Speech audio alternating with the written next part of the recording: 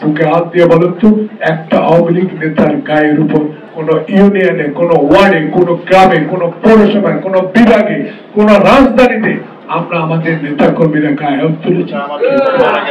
বরঞ্চ আমাদের লোকের উপর আক্রমণ করেছে। গোপালগঞ্জে যেভাবে আমাদের জিলানির উপর আক্রমণ করেছে, ইতিহাস তার বাবার কবর জিয়ারত করবে সেখানে পর্যন্ত যেতে দেওয়া হয়নি। শেখ হাসিনা 3 দিন আগে বলেছিল পদত্যাগে যে আমি যদি চলে যাই আমার 1 কোটি আওয়ামী লীগকে বিএনপি জামাত হত্যা করবে।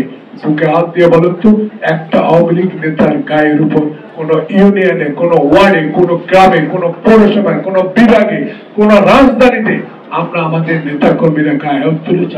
তাই আমরা আজকে মনে করতে চাই সকল কিছুর ঊর্ধ্বে থেকে আমরা ডক্টর ইউনূস আপনাকে শুধু মনে করে দিতে চাই, আপনাকেও কম সমস্যায় এই শেখ হাসিনা ফেলে 14 তলা পর্যন্ত পায়ে হেঁটে আপনি কোর্টে হাজিরা দিয়েছেন। শেখ সেলিমের বক্তব্য আজকেও দেখতেছিলাম, কি ভাষায় আপনাকে কথা বলেছে।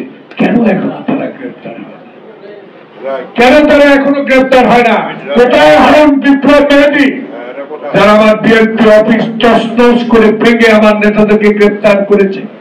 অস্ত্র বাইরে থেকে এনে, বোমা বাইরে থেকে এনে যারা ব্যাগে করে মামলা দায়ের করেছে। আমি আমেরিকায় ছিলাম, আমার নামে পর্যন্ত মামলা হয়েছে। আজকে তারা কোথায়? কেন আইনের আওতা তারা হচ্ছে না? তাই আজকে জনগণ প্রত্যাশা করে অবৈধ এমপি যারা 96 সালে 2024 সাল পর্যন্ত অবৈধ সম্পত্তির মালিক হয়েছে তাদেরকে আইনের আওতায় আনে, বিচারের আওতায় আনা হোক।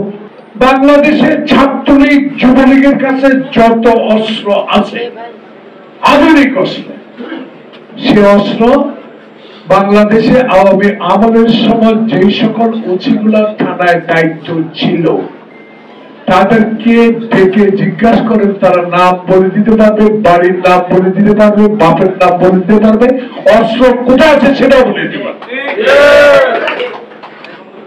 তাদেরকে বলেন লিস্টটা দিতে, সেনাবাহিনী লাগবে না, সেনাবাহিনীকে মাঠে নামানো লাগবে না, তারাই যথেষ্ট। তাদেরকে বলেন চাকরিতে থাকতে হলে অস্ত্রধারীদের নাম, অস্ত্রগুলো কোথায় আছে ফেরত দেওয়ার ব্যবস্থা করুন। এই কাজগুলো তাকে করতে হবে, অস্ত্র উদ্ধার করতে হবে। সংবিধান প্রতিষ্ঠানগুলো ধ্বংস করে দিয়েছে। বিচার বিভাগ ইনশাল্লাহ আস্তে আস্তে ভালো দিকে যাচ্ছে। 30 জন বিচারক এখনো আছে, সেই বিষয়েও সরকার চিন্তা করা উচিত। তাই আমি মনে করি যে একটা যৌক্তিক সময়ের মধ্যে একটা নির্বাচনের রোড ম্যাপ দেওয়া উচিত। কারণ এই রোড ম্যাপ দিলেই জনগণ বিশ্বাস করবে এটা 111 সরকার না, এটা ছাত্র জনতা রক্তের বিনিময়ে অর্জিত সরকার।